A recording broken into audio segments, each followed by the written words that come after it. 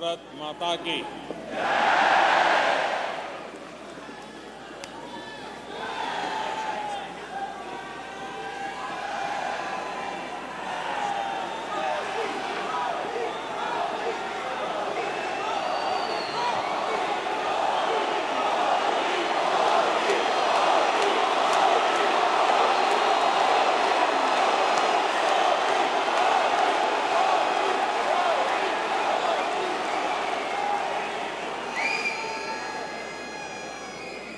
America में बसे हुए मेरे प्यारे भाइयों और बहनों,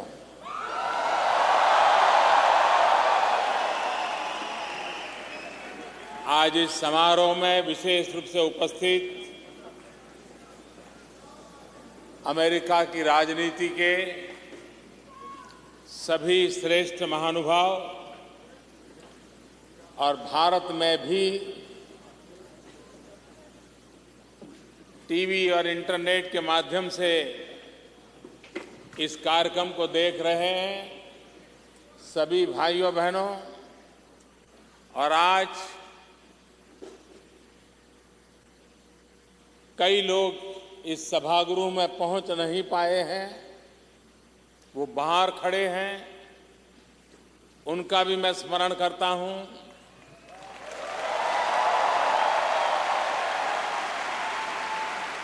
और आप सबको नवरात्रि की बहुत बहुत शुभकामनाएं।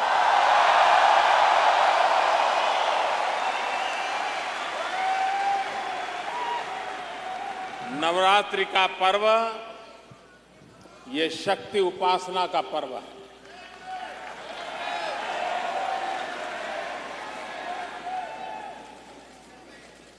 नवरात्रि का पर्व शुद्धिकरण का पर्व है। नवरात्रि का पर्व समर्पण भाव को अधिक तीव्र बनाने का पर्व है। ऐसे पावन पर्व पर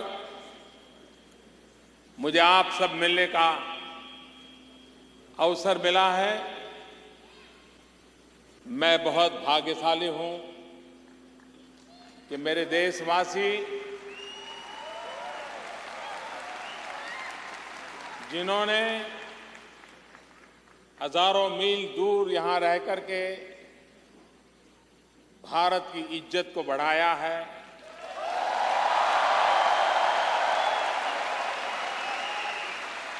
भारत की आन बान शान को बढ़ाया है। वरना एक जमाना था हमारे देश को सांप सपेरों वालों का देश माना जाता था।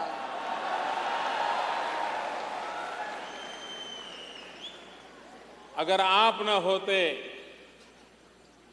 हमारे देश की युवा पीढ़ी न होती,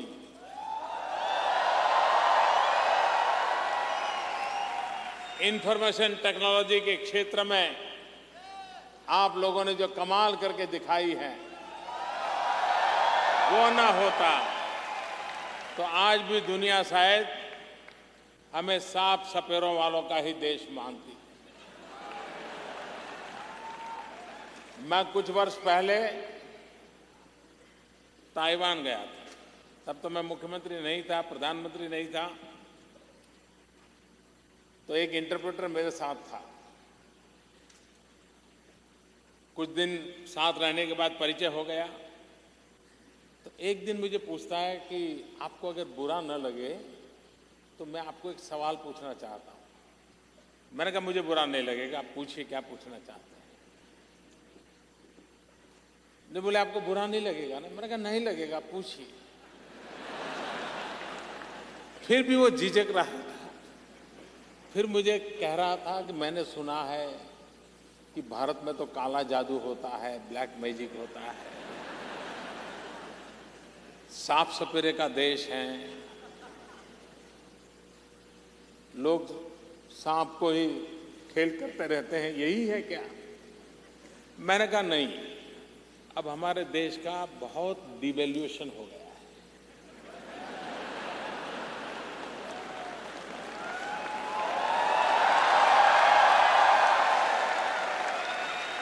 मैंने कहा हमारे पूर्वज तो सांप के साथ खेलते थे, लेकिन हम माउस के साथ खेलते हैं।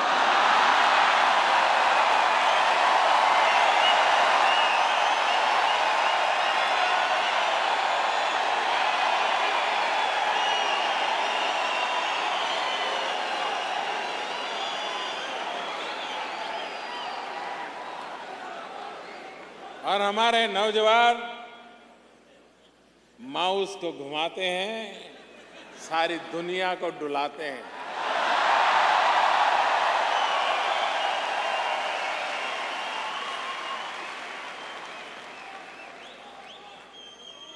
आप सबने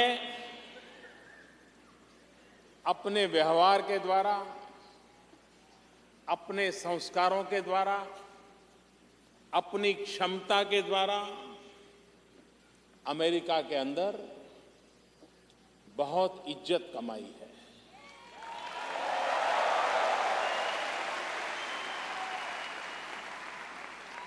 आपके माध्यम से न सिर्फ अमेरिका में, लेकिन अमेरिका में बसने वाले और देशों के लोगों के कारण भी दुनिया में भी भारत के लिए एक सकारात्मक पहचान बनाने में आपकी बहुत बड़ी अहम भूमिका रही।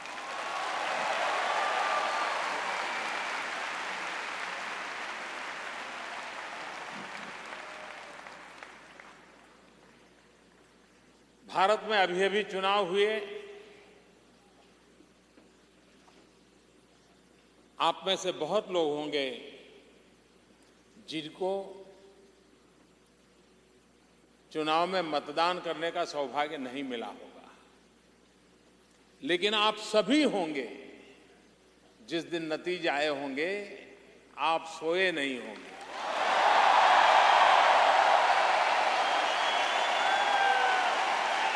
यहां एक भी व्यक्ति ऐसा नहीं होगा जो उस रात सोया पाया।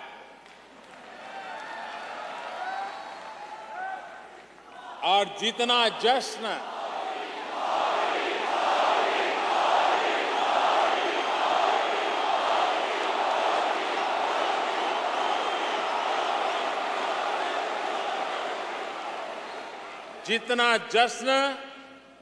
हिंदुस्तान मना रहा था, उससे भी कई गुना ज्यादा जश्न दुनिया भर में फैला हुआ भारतीय समाज मना रहा था।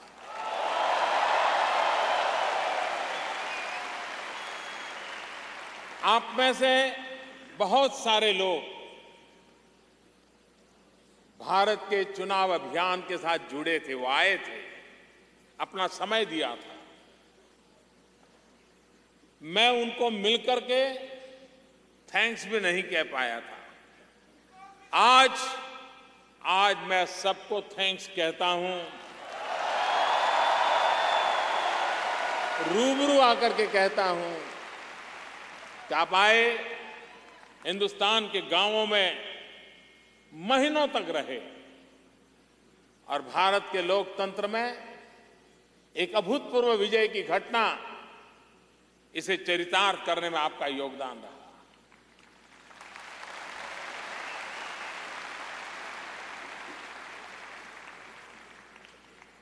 तीस साल के बाद, आप लोग 20 साल के बाद से परिचित हैं,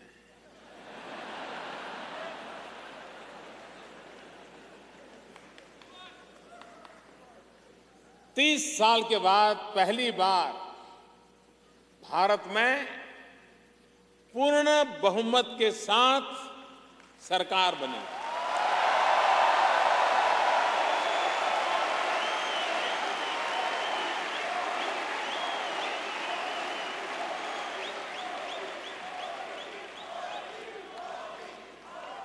इस चुनाव नतीजों को हिंदुस्तान के किसी पॉलिटिकल पंडित के गले ये परिणाम नहीं उतरते थे।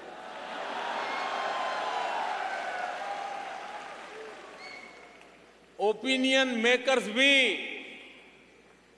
ओपिनियन बनाने में असफल रहे। हिंदुस्तान के गांव, गरीब, अनपढ़ लोगों ने ओपिनियन मेकर का ओपिनियन बना दिया।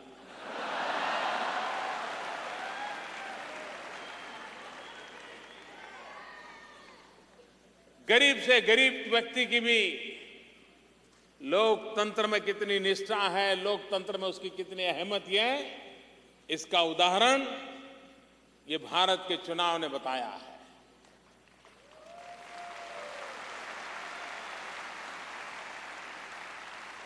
लेकिन चुनाव जीतना वो सिर्फ पद ग्रहण नहीं होता है।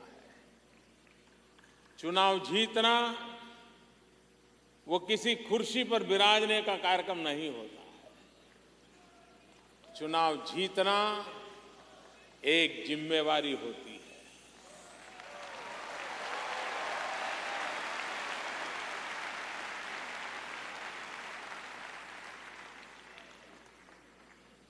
और मैं जब से मैंने इस कार्य का दायित्व संभाला है, 15 मिनट भी वैकेशन नहीं लिया है।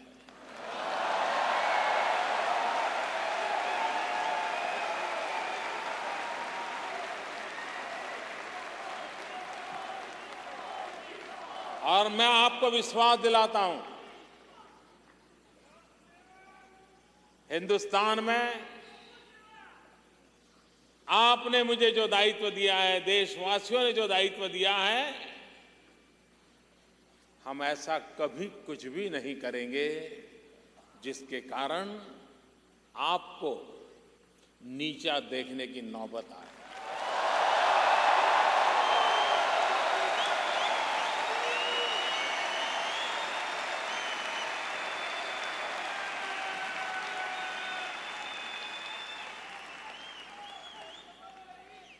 हमारे देश में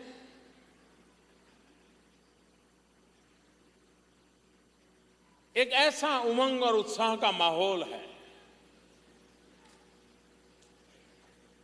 देश के लोग बदलाव चाहते हैं, देश बदलाव चाहता है। विश्व जिस प्रकार से आर्थिक गतिविधियों से आगे बढ़ रहा है, भारत का गरीब से गरीब व्यक्ति भी कहने लगा है कब तक ऐसे जिएंगे। वो बदलाव चाहता है। और मेरे प्यारे देशवासियों, मैं आपको विश्वास दिलाता हूं,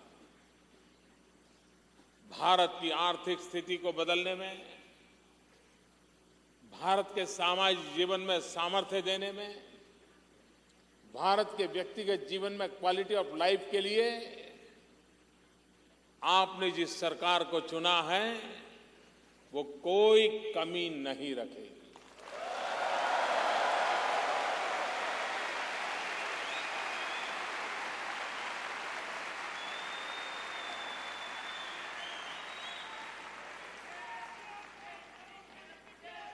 मैं इस बात को भली भांति जानता हूं कि यहां बैठे हुए आप सबके मन में भी भारत से बहुत सारी अपेक्षाएं हैं। भारत के नागरिकों के मन में भी भारत के लिए वर्तमान सरकार से अनेक अनेक अपेक्षाएं हैं।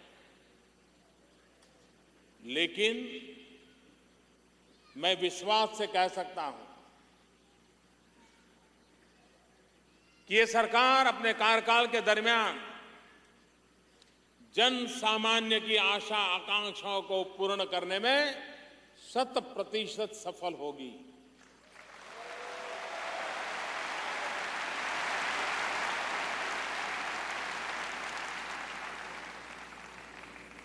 जब मैं गुजरात का मुख्यमंत्री था तो एक बार मैंने एक कार्यक्रम में कहा था मैंने कहा जिसको हिंदुस्तान वापस आना है जल्दी आइए, देर मत कीजिए।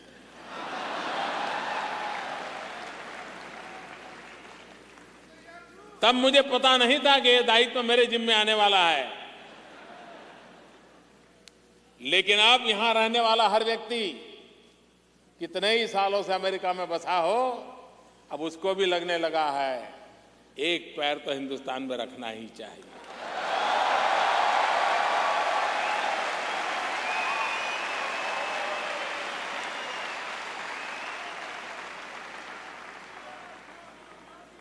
मेरे प्यारे देशवासियों, सारा विश्व इस बात में कन्विंस है कि 21वीं सदी एशिया की सदी है।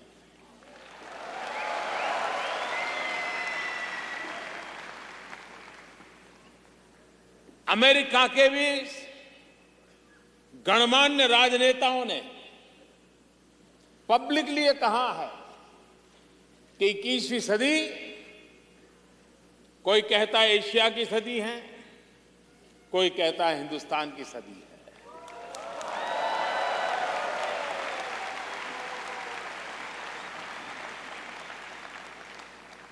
और ये ऐसे ही नहीं कहा जाता। भारत के पास वो सामर्थ्य है, वो संभावनाएं हैं, और अब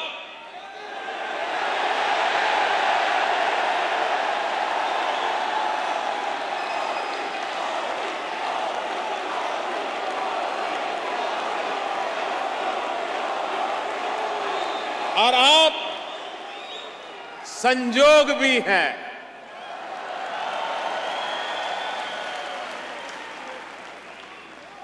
और इसलिए अब कल्पना कीजिए, आज हिंदुस्तान दुनिया का सबसे नौजवान देश है।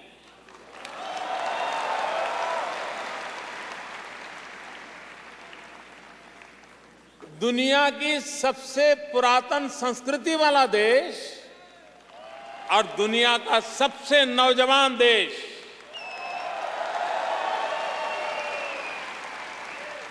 एक ऐसा अद्भुत मिलन है, एक ऐसा अद्भुत संयोग पैदा हुआ है। आज भारत में 65% पॉपुलेशन 35 एज ग्रुप से नीचे है। 35 से कम आयु के 65% जिस देश के पास नौजवान हो, जिसके पास ऐसी सामर्थ्यवान भुजाएं हो, जिसकी उंगलियों में कंप्यूटर के माध्यम से दुनिया से जुड़ने की ताकत पड़ी हो, जिस देश का नौजवान अपने सामर्थ्य से अपना भविष्य बनाने के लिए कृतसंकल्प हो, उस देश को पीछे मुड़ करके देखने की आवश्यकता नहीं।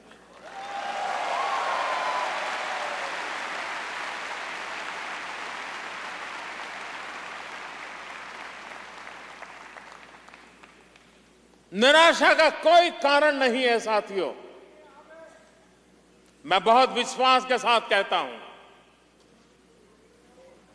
यह देश बहुत तेज गति से आगे बढ़ने वाला है।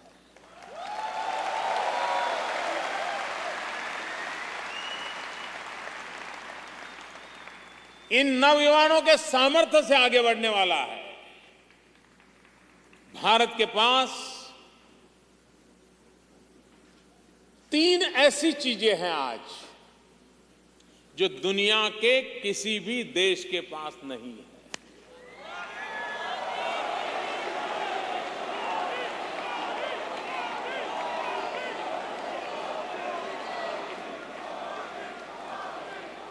लेकिन हमारा दायित्व बनता है कि हमारी इन 3 शक्तियों को हम पहचानें, हमारी इन 3 शक्तियों को विश्व के सामने हम प्रस्तुत करें, हमारी इन 3 शक्तियों को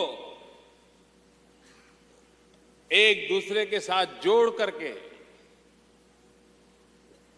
मोबिलाइज करें, तीव्र गति से आगे बढ़े। वो 3 चीजें हैं। जब 125 करोड़ देशवासियों ने आशीर्वाद दे दिया तो वो ईश्वर का ही आशीर्वाद होता है।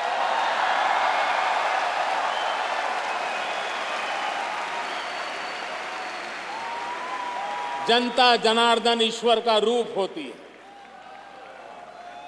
जनता जनार्दन वो भगवान का रूप होती है। और जब जनता जनार्दन के आशीर्वाद होते हैं तो वो स्वयं परमात्मा के आशीर्वाद होते हैं।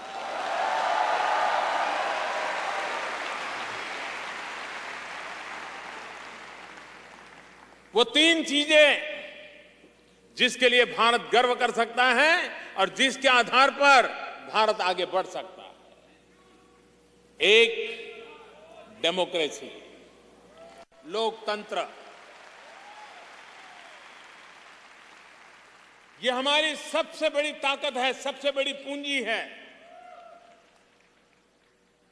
मैं देख रहा था जब चुनाव अभियान, मई महीने की भयंकर गर्मी, बदन पे कपड़े न हो ऐसा गरीब व्यक्ति भी उन जनसभाओं को सुनने के लिए पहुंचता था, उस आशा के साथ पहुंचता था यही लोकतंत्र है जिस लोकतंत्र के माध्यम से वो अपनी आशा आकांक्षाओं को पूर्ण कर पाए।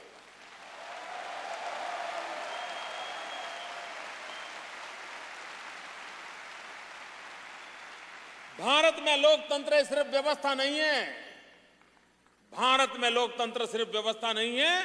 भारत में लोकतंत्र आस्था है, एक आस्था, एक विश्वास।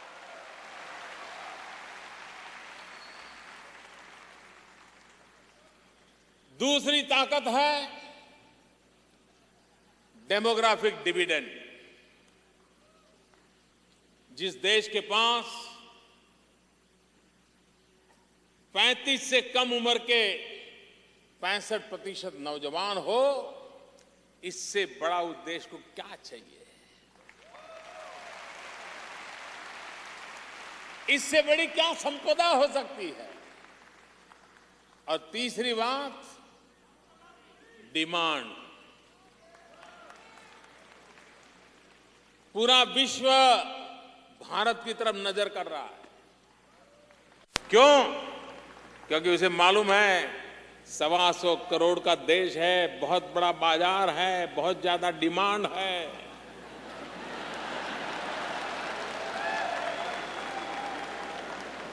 ये तीनों चीजें किसी एक देश के पास हो, ऐसा आज दुनिया में कहीं नहीं है।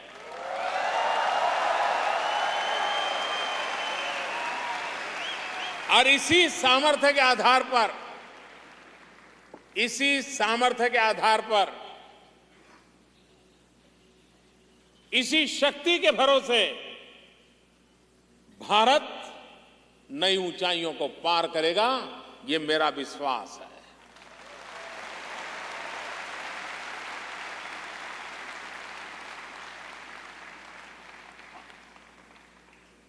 अमेरिका दुनिया का सबसे पुराना लोकतंत्र है।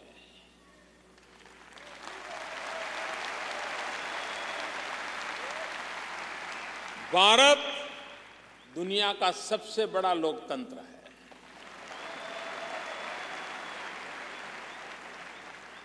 सारी दुनिया के लोग अमेरिका में आकर के बसे हैं।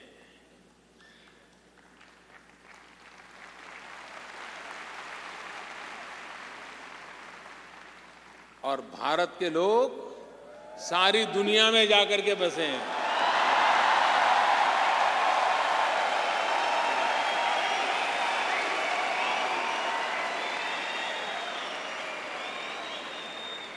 दुनिया का कोई कोना नहीं होगा जहां आपको भारतीय न मिले।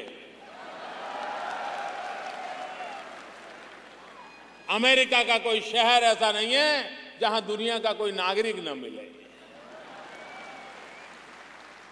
कितनी मिली जुली बातें हैं। और इसलिए भाइयों बहनों, भारत आने वाले दिनों में मेरा स्पष्ट मत रहा है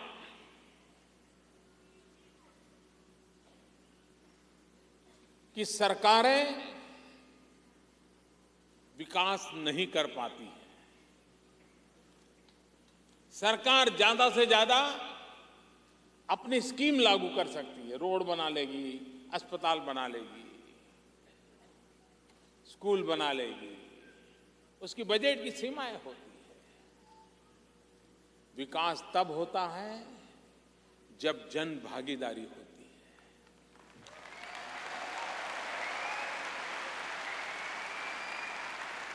दुर्भाग्य से अब तक हमारे देश में सरकारों ने डेवलपमेंट का ठेका लिया था।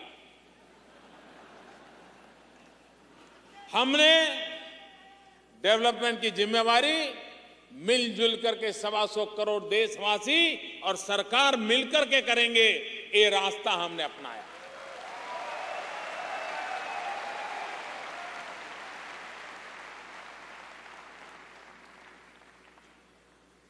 हमारे देश में एक और दिक्कत है, और अगर देश को प्रगति करनी है तो सरकार का दायित्व बनता है गुड गवर्नेंस।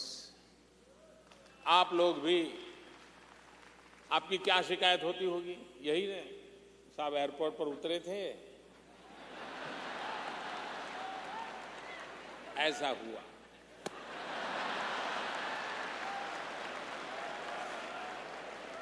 वीजा लेने गए थे, पता नहीं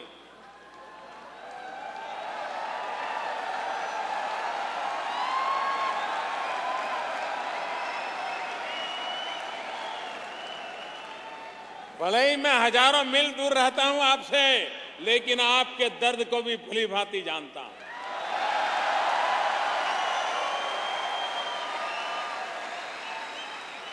आपकी पीड़ा को मैं भली भांति जानता हूं। और इसलिए भाइयों बहनों, हमारी ये कोशिश है कि हम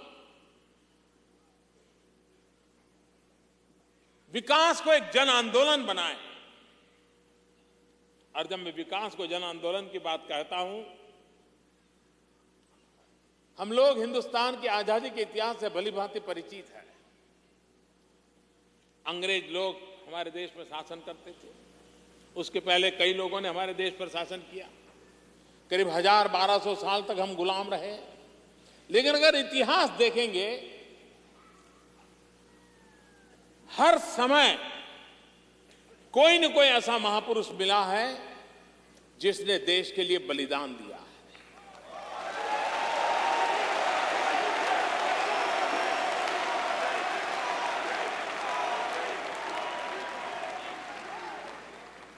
आप सिख परंपरा के सभी गुरुओं के नाम लो, एक के बाद एक देश के लिए कितना बलिदान,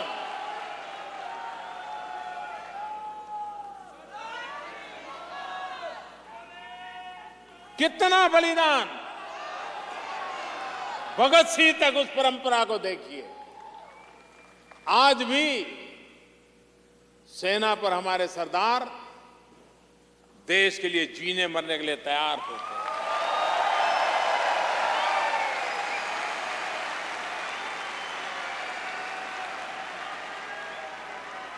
हर युग में महापुरुषों ने देश के लिए बलिदान दिए हैं। लेकिन वो बलिदान देते थे, फांसी पर चढ़ जाते थे, विदेशियों की गोलियों के शिकार हो जाते थे, फिर कोई नया पैदा होता था, फिर वो कुछ करता था, फिर वो खत्म होता था, फिर कोई तीसरा पैदा होता था। मरने वालों की संख्या कम नहीं थी, लेकिन वो अकेला आता था, देश के लिए जी जान से फांसी के तख्त पर चढ़ जाता था, शहीद हो जाता था। 5-50 अपने यार दोस्तों की टोली लेकर के लड़ पड़ता था। लेकिन महात्मा गांधी जी ने क्या किया?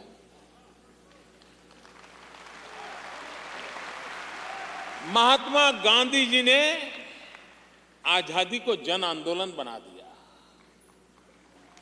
कोई खादी पहनता है तो आजादी के लिए पहनता है, कोई किसी बच्चे को पढ़ाता है तो आजादी के लिए पढ़ाता है, कोई किसी भूखे को खाना खिलाता है तो आजादी के लिए खिलाता है, कोई सफाई करता है, झाड़ू लगाता है तो आजादी। उन्होंने हर व्यक्ति को उसकी क्षमता के अनुसार ये दिशा दी, ये सामर्थ्य दिया, और हर हिंदुस्तानी को लगने लगा कि मैं भी आजादी की लड़ाई लड़ रहा हूं। ये महात्मा गांधी का सबसे बड़ा कंट्रीब्यूशन था। आजादी के जंग में पूरे हिंदुस्तान को, हर नागरिक को अपने काम के माध्यम से ही ये मैं देश के लिए करता हूं, ये भाव जगा करके आजादी के आंदोलन को एक नई ताकत दी थी। भाइयों बहनों, जिस प्रकार से आजादी का आंदोलन एक जन आंदोलन था, वैसे ही विकास ये जन आंदोलन बनना जरूरी है। हिंदुस्तान के 125 करोड़ देशवासियों को लगना चाहिए कि मैं बच्चों को अच्छी तरह शिक्षा देता हूं, मैं भले शिक्षक हूं, मैं देश की सेवा कर रहा हूं, मैं प्रधानमंत्री से भी अच्छा काम कर रहा हूं।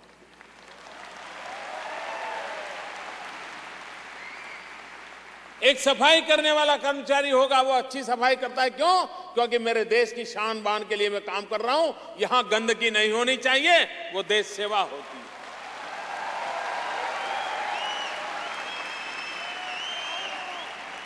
एक डॉक्टर भी गरीब परिवार के मरीज की सेवा करेगा और सेवा भाव से करेगा, गरीब की जिंदगी भी मूल्यवान होती है, तो वो डॉक्टर भी राष्ट्रभक्ति के लिए काम करता है।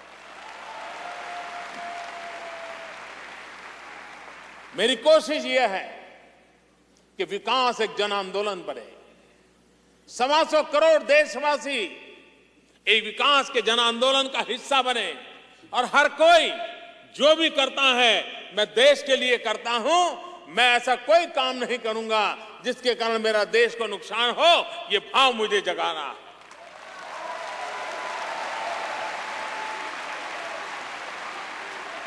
और मुझे विश्वास है कि फिर एक बार वो दिन आए हैं, फिर एक बार वो माहौल बना है। हर कोने में हिंदुस्तानी को लगता है कि अब देश को आगे ले जाना है, और इसी 125 करोड़ देशवासियों की इच्छा शक्ति,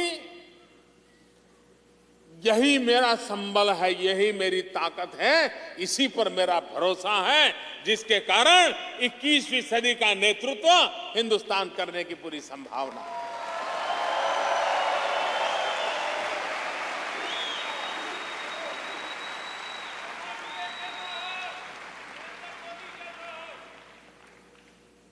हमारे नौजवान, आने वाले दिनों में आप लोग जो पढ़ते होंगे उनको पता होगा, 2020 के समय आते आते दुनिया में इतनी बड़ी मात्रा में वर्कफोर्स की जरूरत पड़ने वाली है, उनके यहां सब बूढ़े बूढ़े बूढ़े लोग होंगे। दुनिया के पास काम करने वाले लोग नहीं होंगे। हम पूरी दुनिया को वर्कफोर्स सप्लाई कर पाएंगे।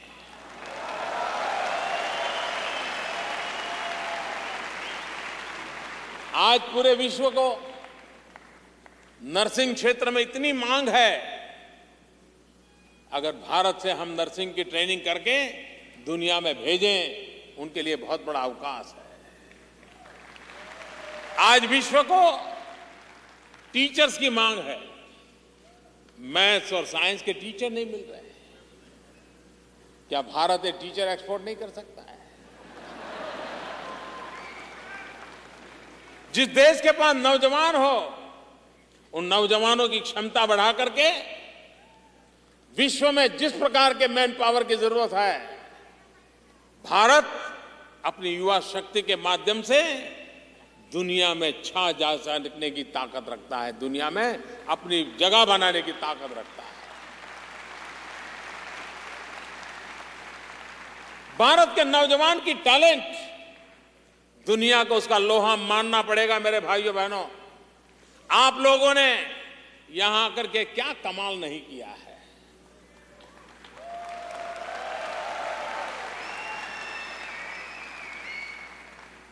आखिरकार जो अनाज खा करके आप आए हैं, जो अनाज पानी पी करके आप आए हैं, वही तो अनाज पानी हम भी तो खा रहे हैं।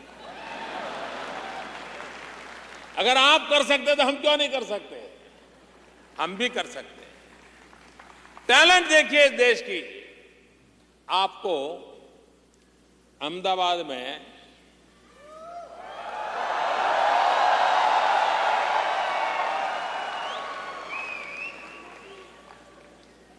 अगर 1 किलोमीटर ऑटो रिक्शा में जाना है तो करीब 10 रुपया खर्चा होता है।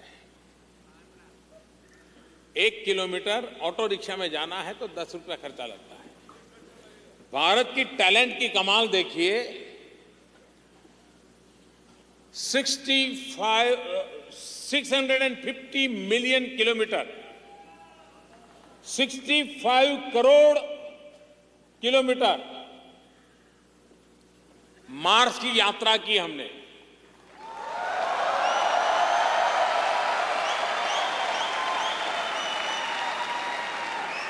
और सारा इंडिजीनियस छोटे छोटे कारखानों में पुर्जे बने थे, उसको इकट्ठा कर करके मार्स का प्रयोग किया गया। अहमदाबाद में 1 किलोमीटर ऑटो रिक्शा में जाना है तो 10 रुपया लगता है। हमें मार्स पर पहुंचने में सिर्फ 7 रुपया लगा 1 किलोमीटर का।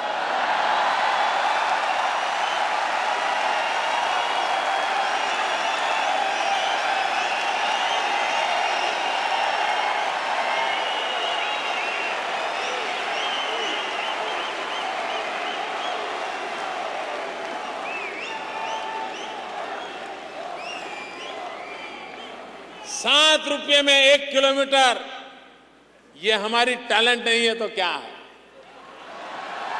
ये हमारे नौजवानों का सामर्थ्य नहीं है तो क्या है? इतना ही नहीं, दुनिया में हिंदुस्तान पहला देश है जो पहले ही प्रयास में मार्स पर पहुंचने में सफल हुआ।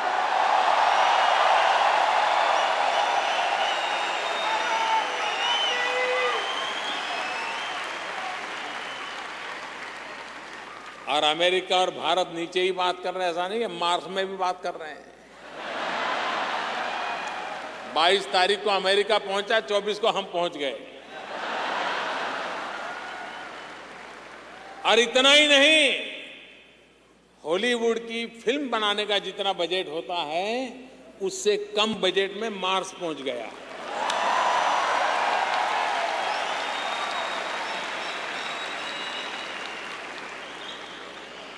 जिस देश के पास ये टैलेंट हो, जिस देश के पास ये सामर्थ्य हो, वो देश कई नई ऊंचाइयों को पार कर सकता है। और उसको पार करने के लिए हमने एक बीड़ा उठाया है, स्किल डेवलपमेंट। हमारे नौजवानों में उसके हाथ में हुनर हो, काम करने का अवसर हो, तो एक आधुनिक हिंदुस्तान खड़ा करने की उसमें ताकत होती है। और इसलिए स्किल डेवलपमेंट पर हमने बल दिया है। नई सरकार बनने के बाद स्किल डेवलपमेंट के लिए अलग मिनिस्ट्री बना दी गई है और पूरी शक्ति। और हम इसमें दुनिया के देशों के अनुभव को भी शेयर करने वाले हैं, हम उनको निमंत्रण करने वाले हैं, आइए स्किल डेवलपमेंट में हमारे साथ जुड़िए। विश्व की स्किल यूनिवर्सिटीज हैं, वो आए हमारे साथ जुड़े। हम उस प्रकार की स्किल डेवलपमेंट करना चाहते हैं जिसमें हमारे 2 इरादे हैं। एक वो स्किल डेवलपमेंट जो लोग तैयार होकर के जॉब क्रिएटर बने,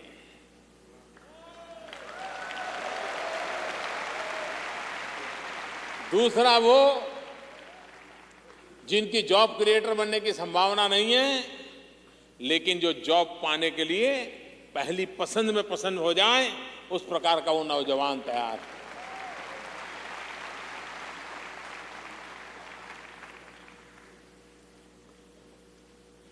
हमारे यहाँ कुछ वर्षों पहले बैंकों का राष्ट्रीयकरण हुआ था, नेशनलाइज हुई थी बैंकें।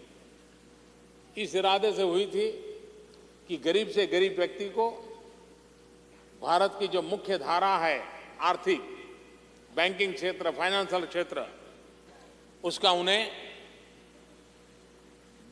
सद्भाग्य मिले।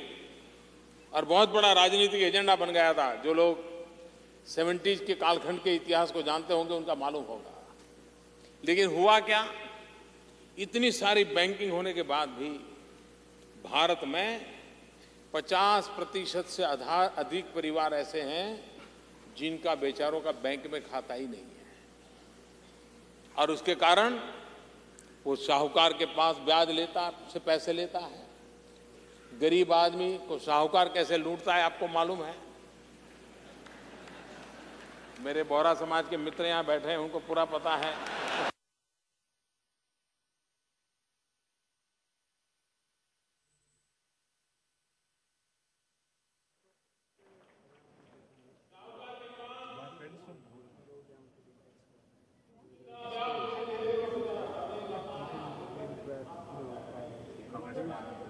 We've done about 3-4 of them already.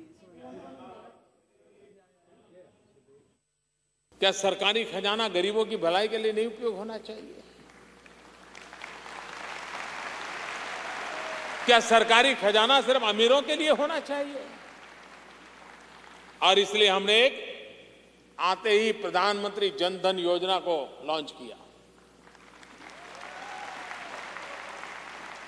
और मैं आज बड़े गर्व के साथ कहता हूं, सरकार चलती है। इसका सबूत क्या?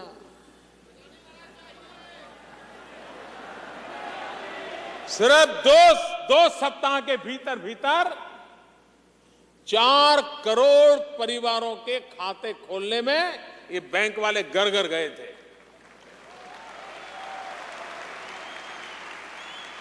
आपने कभी सोचा है कि बैंक वाला आपके घर आए? पोस्ट वाला तो आता है बेचारा, बैंक वाला कभी नहीं आता है। स्थिति बदली जा सकती है, लोगों को मोटिवेट किया जा सकता है और परिणाम प्राप्त किया जा सकता है। और हमने ये कहा था कि 0 बैलेंस से हम अकाउंट खोलेंगे। लेकिन मेरे देश के नागरिकों की ईमानदारी देखिए।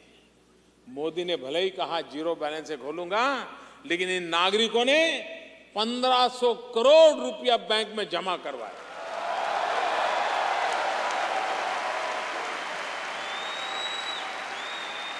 अब मुद्दा ये बात का है कि गरीब से गरीब व्यक्ति भी देश में विकास में अपनी भागीदारी को किस प्रकार से करता है, इसका ये जीता जागता उदाहरण है।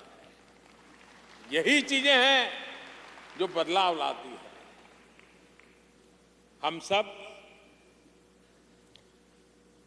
भारत के पास बहुत संभावना है। मैंने अभी एक कार्यक्रम लॉन्च किया है और पूरे विश्व को निमंत्रण देता हूं। मैं यहां बैठे हुए आपको भी निमंत्रण देता हूं। और मेरा निमंत्रण इस बात के लिए है, मेक इन इंडिया।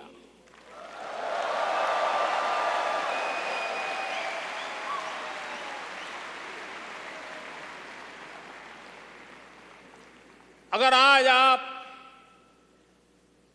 आपको ह्यूमन रिसोर्स चाहिए, आपको इफेक्टिव गवर्नेंस चाहिए, अगर आपको लो कॉस्ट प्रोडक्शन चाहिए, तो भारत से बड़ी कोई अवसर की जगह नहीं हो सकती भाइयों।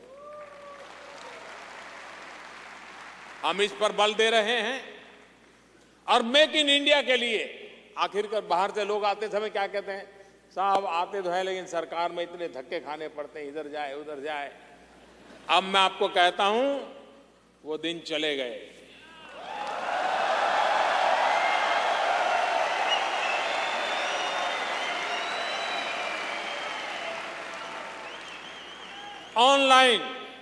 ऑनलाइन सारी व्यवस्था और ये मेक इंडिया कैंपेन तो आप अपने मोबाइल फोन पर से सरकार से जुड़ सकते हो, यहां तक उसको डेवलप किया है।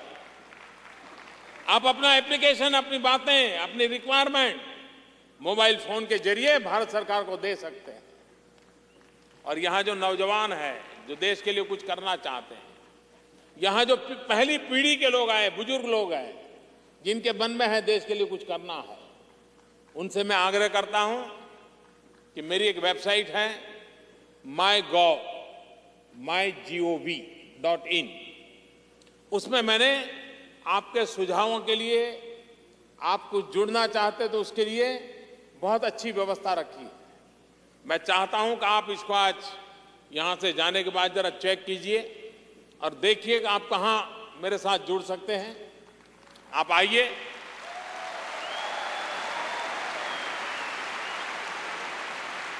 भारत का भाग्य बदलने के लिए हम सबकी इच्छा है, आप उसके साथ जुड़िए। टेक्नोलॉजी का सर्वाधिक उपयोग करके हम अपनी ताकत का परिचय कर सकते हैं, हम अपनी ताकत का कंट्रीब्यूशन भी कर सकते हैं। तो make in India, ease of business, हमारे यहां पहले जो सरकारें थी वो इस बात का गर्व करती थी कि हमने ये कानून बनाया, हमने वो कानून बनाया, हमने ठीकना कानून बनाया, हमने फलाना कानून बनाया। आपने पूरे चुनाव के कैंपेन में देखा होगा, यही बात चलती थी, हमने ये कानून बनाया, हमने वो कानून बनाया।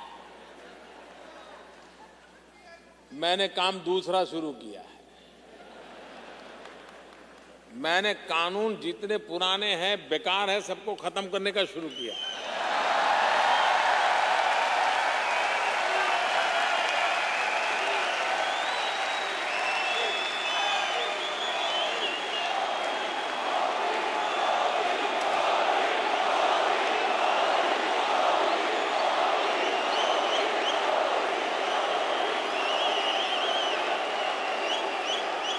इतने आउटडेटेड कानून, ऐसी कानूनों की जाल, कोई भी व्यक्ति बेचारा अंदर एक बार गया तो बाहर नहीं निकल सकता है। मैंने स्पेशली एक एक्सपर्ट लोगों की कमेटी बनाई है, उनको कहा है निकालो। अगर हर दिन एक कानून मैं खत्म कर सकता हूं तो मुझे सबसे ज्यादा आनंद होगा।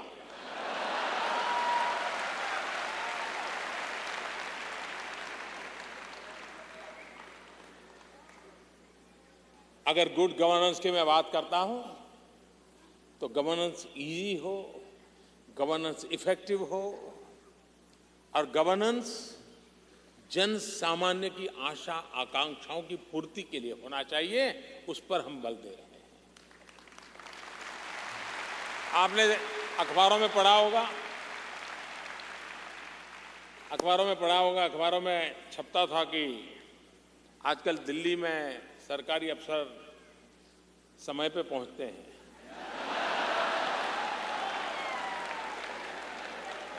अब मुझे बताइए भैया, ये कोई न्यूज़ है क्या? ना ये कोई न्यूज़ है क्या? लेकिन हमारे देश में एक खबर थी कि सरकारी अफसर समय पे दफ्तर जाते हैं। ये समाचार मुझे इतनी पीड़ा देते थे कि क्या समय पे जाना जिम्मेवारी नहीं है क्या?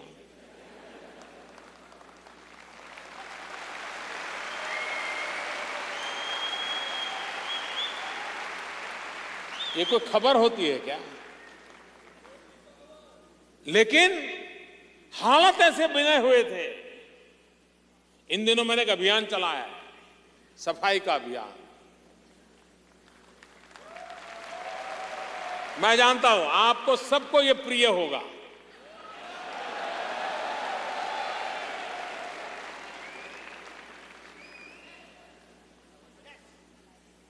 लोगों को लगेगा कि प्रधानमंत्री को तो कितने बड़े बड़े काम करने चाहिए।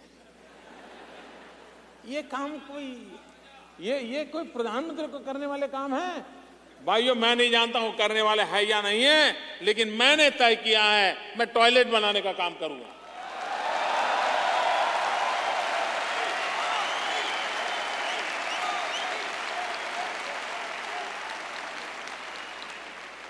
कभी कभी लोग मुझे पूछते हैं, मोदी जी बड़ा विजन बताओ ना, बड़ा विजन।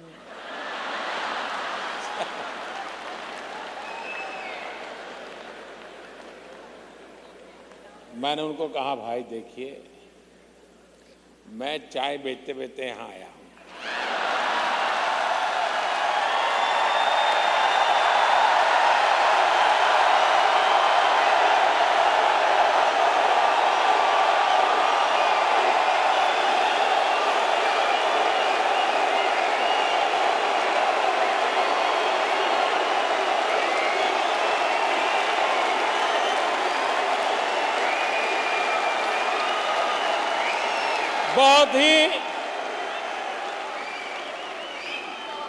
मैं एक बहुत ही छोटा इंसान हूं, मैं बहुत ही सामान्य इंसान हूं।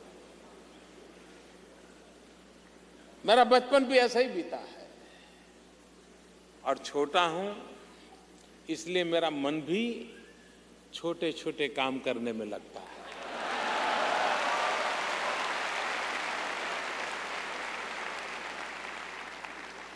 और छोटे छोटे लोगों के लिए काम करने में मेरा मन लगता है।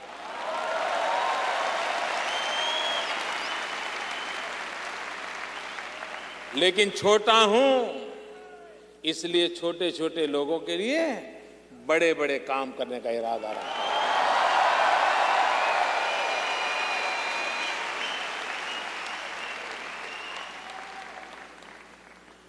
आप देखिए, हमारे देश में गंगा, आप मुझे बताइए, आप में से कोई ऐसा होगा जिसके मन की इच्छा नहीं होगी कि अपने माँ बाप को कभी न कभी तो गंगा स्नान के लिए ले जाऊं? हर एक के मन की इच्छा रही होगी। लेकिन जब पढ़ता है कि गंगा इतनी मैली हो गई है, तो उसको लगता है क्या करें। आप मुझे बताइए भैया, हमारी गंगा शुद्ध होनी चाहिए कि नहीं होनी चाहिए? गंगा साफ होनी चाहिए कि नहीं होनी चाहिए? गंगा सफाई में सारे देशवासियों ने मुझे मदद करनी चाहिए कि नहीं करनी चाहिए? आप लोगों ने भी गंगा सफाई में मेरी मदद करनी है कि नहीं करनी है? पक्का करोगे? भाइयों बहनों, हजारों करोड़ रुपया अब तक खर्चा हो चुका है। मैंने जब ये बात उठाई तो लोग कहते हैं, मोदी जी आप अपने आप को मार रहे हो, ऐसी चीजें क्यों हाथ लगाते हो? अगर सरल चीजों को हाथ लगाना होता तो लोग मुझे प्रधानमंत्री नहीं बनाते।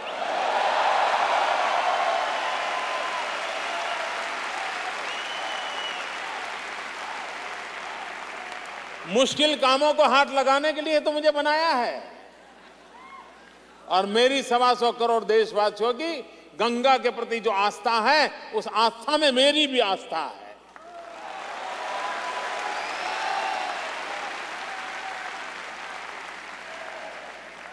और गंगा की सफाई ये सिर्फ आस्था से जुड़ा हुआ विषय तक सीमित नहीं है। आज दुनिया में क्लाइमेट को लेकर के जितनी चिंता होती है, पर्यावरण को लेकर के जितनी चिंता होती है, उस दृष्टि से भी गंगा की सफाई आवश्यक है।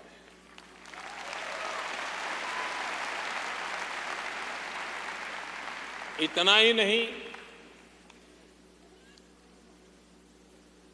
गंगा के किनारों की जो अवस्था है, उत्तराखंड हो, उत्तर प्रदेश हो, बिहार हो, बंगाल हो, करीब करीब भारत की 40% जनसंख्या की आर्थिक गतिविधि ये गंगा मैया पर निर्भर है।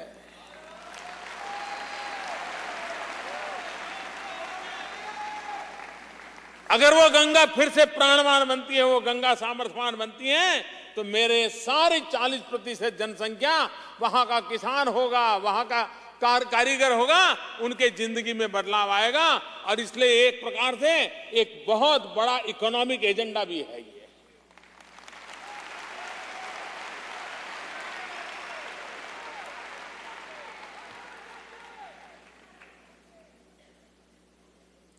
एक 150 वर्ष हो रहे हैं महात्मा गांधी को।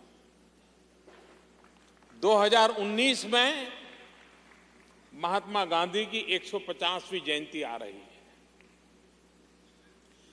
महात्मा गांधी ने हमें आजादी दी। हमने महात्मा गांधी को क्या दिया?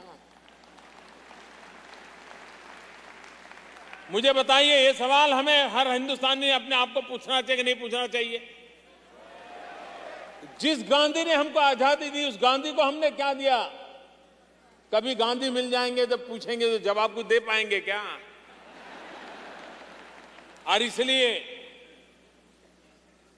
2019 में जब महात्मा गांधी के 150 हो, तब पूरा भारत ये संकल्प करे, हम महात्मा गांधी को जो सबसे प्रिय जो चीजें थी, एक उनको प्रिय था हिंदुस्तान की आजादी,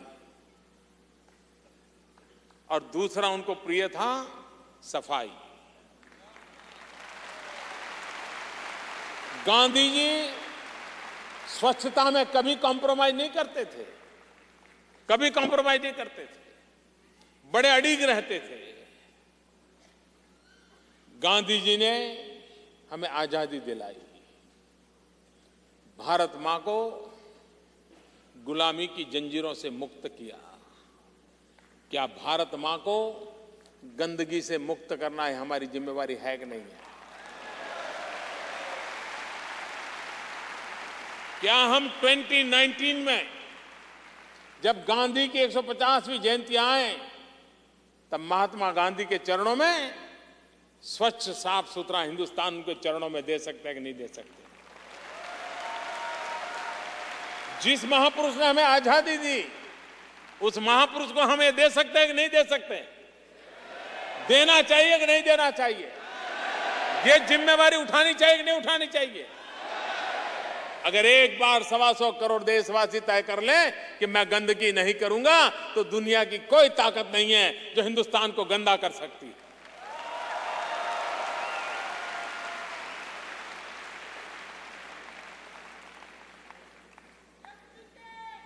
(2022) में हमारी आजादी के 75 साल होंगे। हमारे यहां जब 75 साल होते हैं जीवन में, बड़ा महत्वमय होता है। भारत की परंपरा में 75 साल बड़े महत्वपूर्ण माने जाते हैं। आजादी के 75 साल कैसे मनाए जाए, अभी से तैयारी क्यों ना करें? हमारे मन में एक सपना है, और आप सबके आशीर्वाद से वो सपना पूरा होगा। मेरे मन में सपना है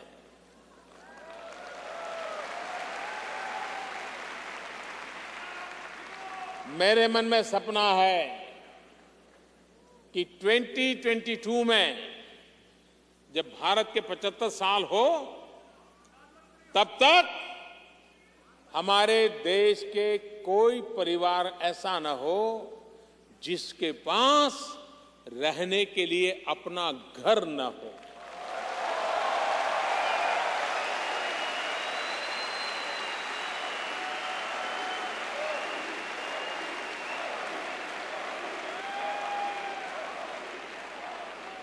ये ऐसी छोटी छोटी बातें मैं आपको बता रहा हूं, लेकिन यही छोटी छोटी बातें हैं जो भारत का भाग्य बदलने वाली है। और उस भाग्य बदलने के काम में हम सब मिलकर के जुड़े। 2015 अगले वर्ष बड़ा महत्वपूर्ण वर्ष है। आप सब प्रवासी भारतीय हैं, क्योंकि आप भारत से बाहर आए हैं। आपकी तरह एक M.K. गांधी भी, मोहनलाल करमचंद गांधी, ये भी प्रवासी भारतीय थे।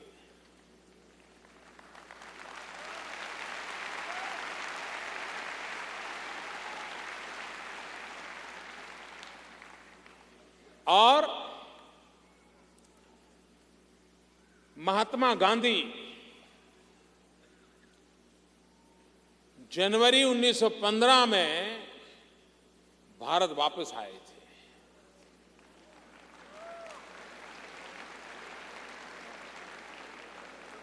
जनवरी 2015 गांधी के भारत आने को 100 साल हो रहे हैं।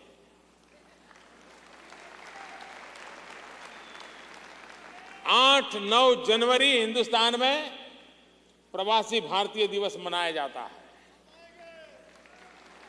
आप में से कई लोग उसमें आते हैं। इस बार प्रवासी भारतीय दिवस अहमदाबाद में होने वाला है।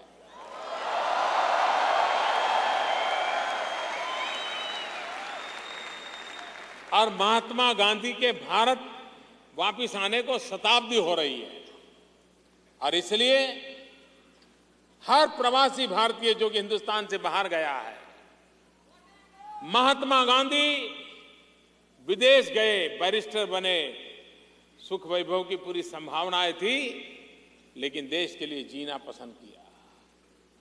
मैं आपसे अनुरोध करता हूं, उन सबसे प्रेरणा लेकर के आइए हम भी अपने वतन का, अपनी मातृभूमि का, जिस धरती पर हमें उसका कर्ज चुकाने के लिए अपनी तरफ से कोई न कोई प्रयास करें, अपने हिसाब से कोई न कोई कोशिश करें। कुछ बातें मुझे कहनी है आप लोगों से।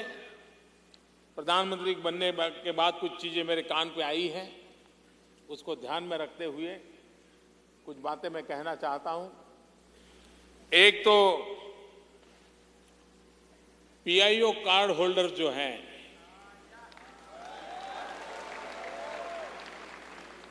उनकी वीजा की कई समस्याएं हैं। हमने निर्णय किया है पीआईओ कार्ड होल्डर को आजीवन वीजा दिया जाएगा।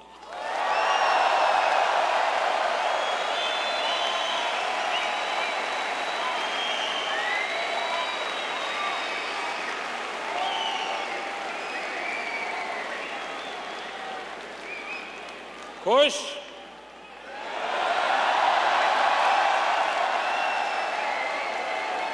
उससे भी आगे जो लंबे समय तक हिंदुस्तान रहते हैं, उनको पुलिस थाने जाना पड़ता है। अब उनको पुलिस थाने जाना नहीं पड़ेगा।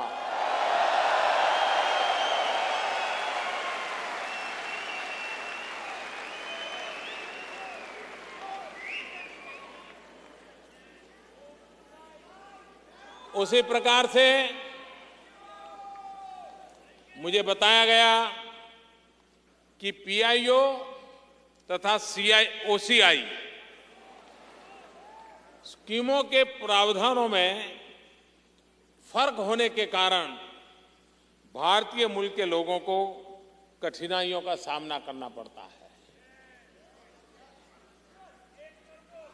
विशेषकर स्पाउस के भारतीय मूल का न होने पर कठिनाई और बढ़ जाती है। किसी ने यहां शादी कर ली, बेचारा मुसीबत में फंस जाता है।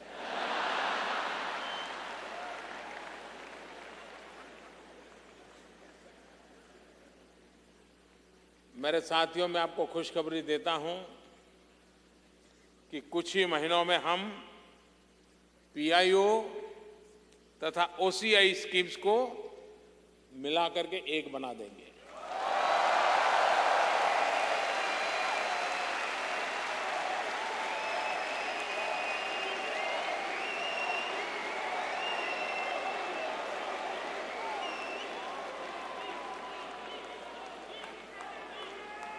और एक नई स्कीम जो कठिनाइयां हैं उसे मुक्त करके एक नई स्कीम आने वाले कुछ ही महीनों में उसको हम तैयार कर देंगे। तीसरी बात है,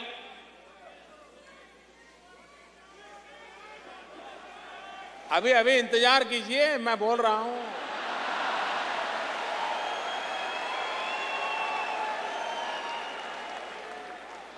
अमेरिका में हमारे दूतावास और कॉन्सुलेट भारत में पर्यटन की इच्छा से आने वाले यूएस नेशनल्स के लिए लॉन्ग टर्म वीजा प्रदान करेंगे।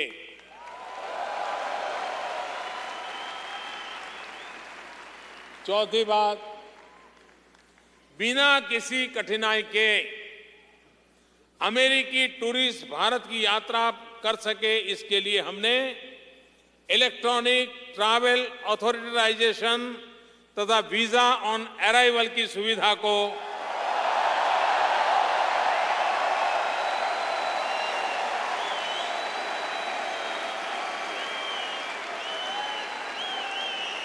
बहुत ही निकट भविष्य में इसको भी लागू कर देंगे।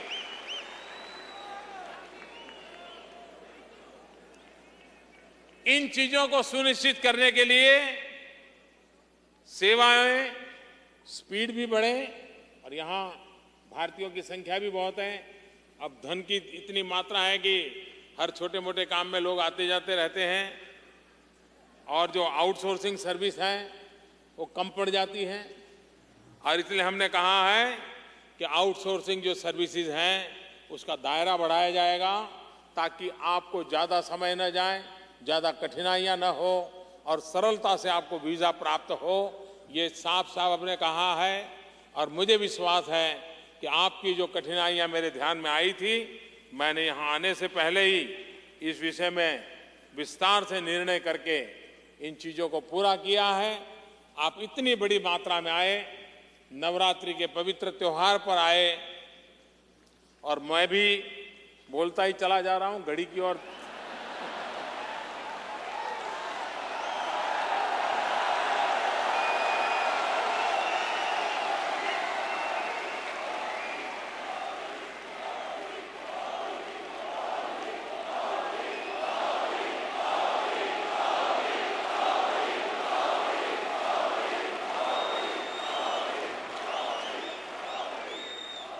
मैं हृदय से आप सबका बहुत बहुत आभारी हूं।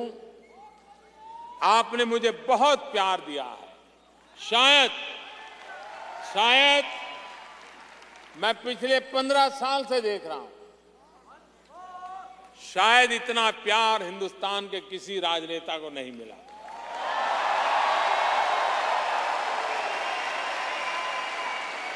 मैं आपका बहुत आभारी हूं और मैं ये कर्ज चुकाऊंगा।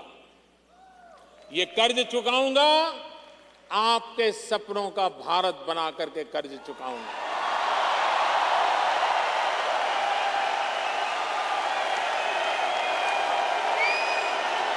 हम मिलकर के भारत मां की सेवा करें।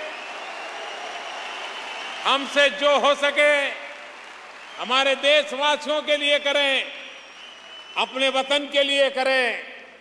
जिस धरती में हमने जन्म लिया, जिस कुल में हमने शिक्षा पाई, हमसे जो हो सकता है हम सब करें। इसी एक अपेक्षा के साथ फिर एक बार हृदय से आप सबका बहुत बहुत धन्यवाद। भारत माता की, भारत माता की, भारत माता की। दोनों मुट्ठी बंद करके पूरी ताकत से बुलाइए। अरे उपवास मेरे हैं, आपके थोड़े हैं। भारत माता की, भारत माता की, भारत माता की। बहुत बहुत धन्यवाद।